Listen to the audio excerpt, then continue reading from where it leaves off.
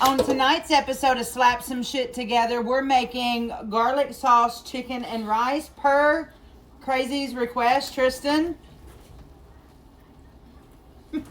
I even sent him to the store to get some extra chicken because he wasn't going to have not having his seconds on this. So while the butter is melting down, I'm going to go open the chicken and get ready to put it in the pan.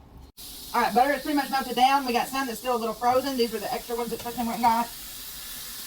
And then I have my other. Now, once you get all your chicken in your pan, it's time to season it up. And you guessed it, Tony's. Y'all type them in the comments. We're going to get that PR package. You want to season both sides. So first you season the top, let it cook for a few minutes, and flip it over and season the other side.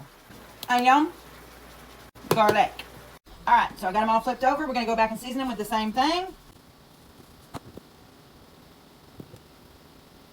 All right, chicken is all done. I poured it out. I'm going to pour this into this pan to make the sauce. All right, so to the grease that you just got out of the chicken, you want to put a half a stick of butter. Did I say this recipe was healthy? No, I didn't. Now, once your butter gets melted down, you want to put in 2 heaping things of garlic, about a tablespoon of crushed red peppers.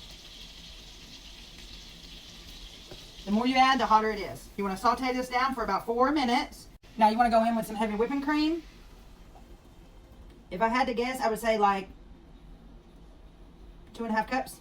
Now you want to bring this up to temperature. I have my stove on 7, and you just want to get this all warmed up. You don't want it boiling, you just want it steaming. Okay, so once you get it to come to that steaming that you want, like a light, just a very light simmer. Now normally I would use like a little bit over half of a full one. You see this is my full one, but I have half here. So you want to pour that in, and then I'm going to pour in about 1/4 of this one. It up until everything is all good and melted. Okay, so once you get your cheese where it's not coming off on your whisk anymore, this is preference. You do not have to do it, but I like to put in 1 handful of whatever cheese I have in the refrigerator, and this is sharp cheddar, and get that melted down. All right, now once you get that cheese melted down, you want to season your sauce. So we're going to put some Tony's in, onion, and garlic, and black pepper. Now mix it up.